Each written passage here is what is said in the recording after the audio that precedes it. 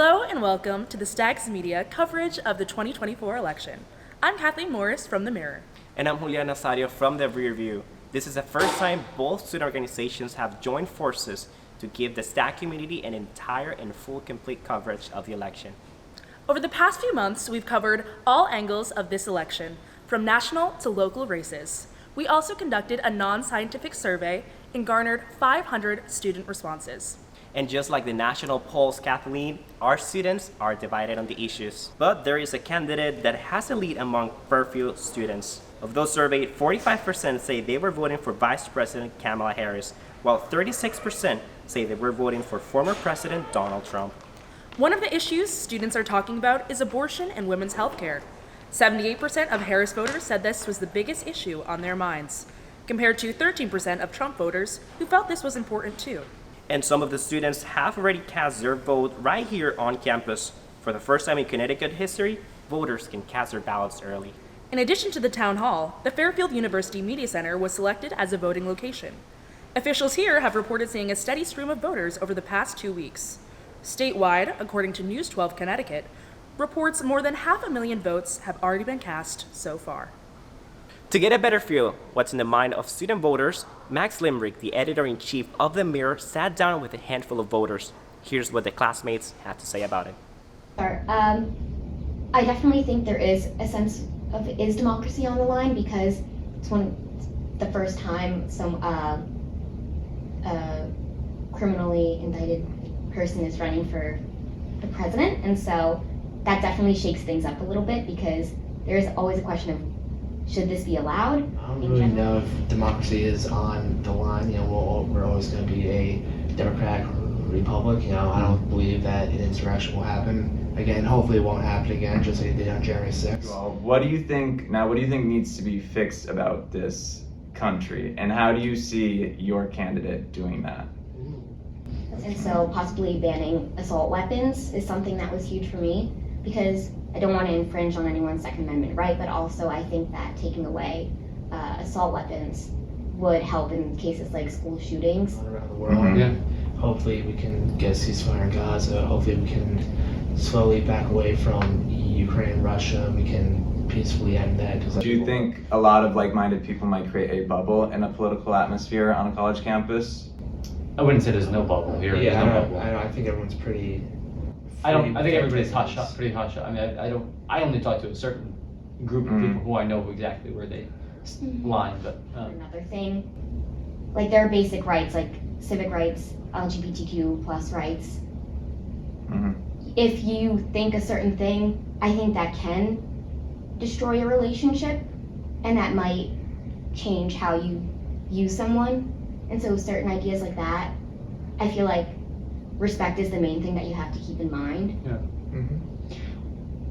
I agree. I also view that you can move past everything and still stay true to the foundations of the Lord, the teachings of the Lord, to drive your compass. Past couple of weeks, we've seen a couple of complications with our university media outlets.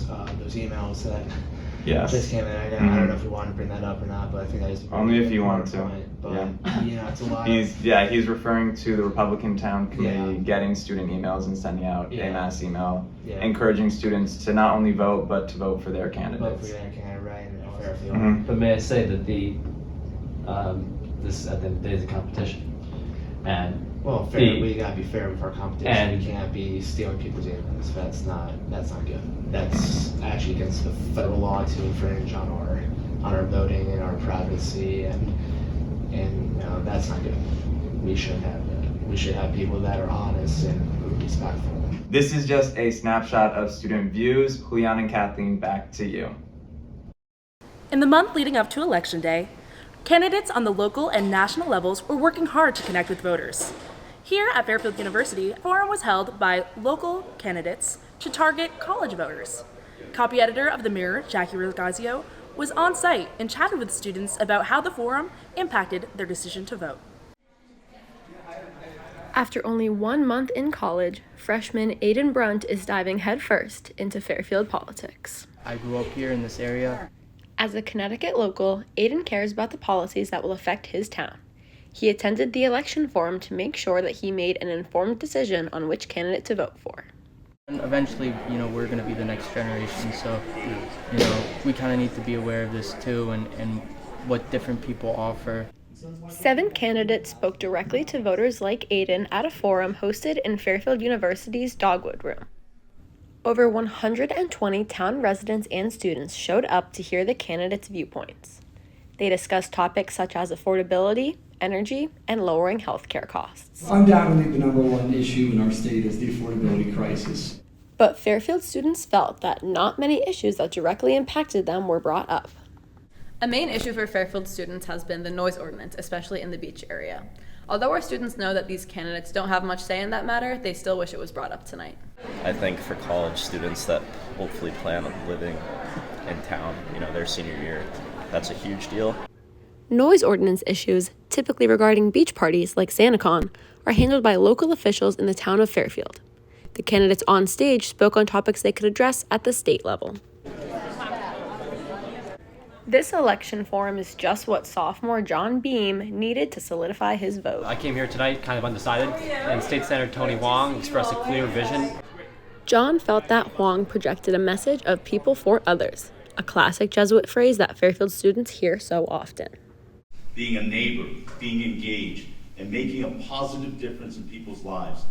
Overall, Fairfield students were glad that they took time out of their busy schedules to learn more about local politics.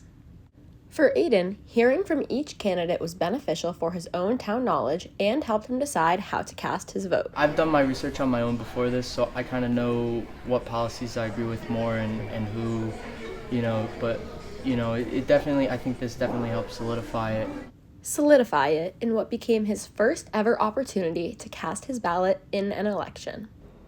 I'm Jackie Regazia with Fairfield Stags Media. Here on campus, the Office of Student Engagement launched a platform called Stags Vote. This initiative worked all semester long to promote civil engagement. One of the activities included a mock election, currently underway now, to replicate the presidential election and the Electoral College. Here's how it works. Students vote with their residence halls. Each hall will be assigned votes based on its population, emphasizing that each vote carries weight. Students have 2 options to vote on. Option 1 suggests replacing Peet's Coffee with an additional Starbucks or Dunkin'. Option 2 suggests adding healthy food to the Recplex vending machines. The simulation was organized by Dr. Gail Alberta from the Politics Department. If we want students to participate in, this sort of, game, it needs to have real outcomes. And that's how we created the options, right? Is that, we really are going to do something. The hall with the winning initiative will be rewarded with a pizza party/food truck event. You can still take part in this mock election by going to fairfield.edu/stagsvote. Voting closes tonight at midnight. Stags Vote also sponsor an important conversation on campus with Harvard's Director of Polling, John Della Volpe. The Rearview's editor-in-chief, Sophia Haberbrook, had a conversation with Volpe to hear more about how our generation, Gen Z, will vote. I think it's really important in the closing weeks of this election that not only do I hear them, but that Donald Trump and Kamala Harris also hear them. To hear more about Sophia's conversation, visit the Rearview's website, therearview.org.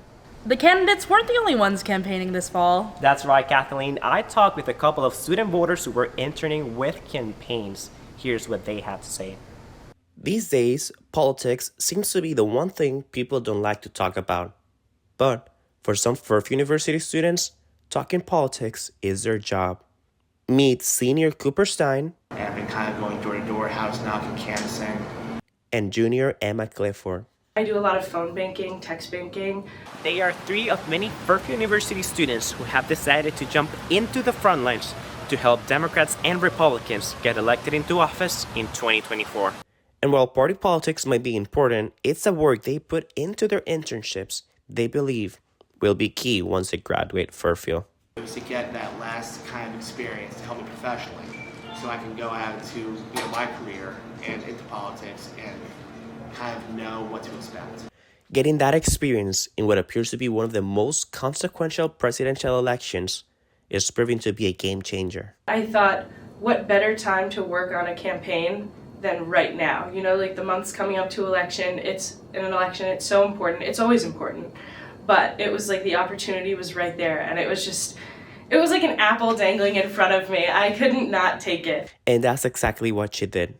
Emma works with New York State Senator John Mannion on his bid to represent New York's 22nd Congressional District. Unfortunately, with phone banking, sometimes you just catch people at the wrong time, and they just don't want anything to do with you. But I'm happy to say that it's been a great experience. People are really happy to get on the phone.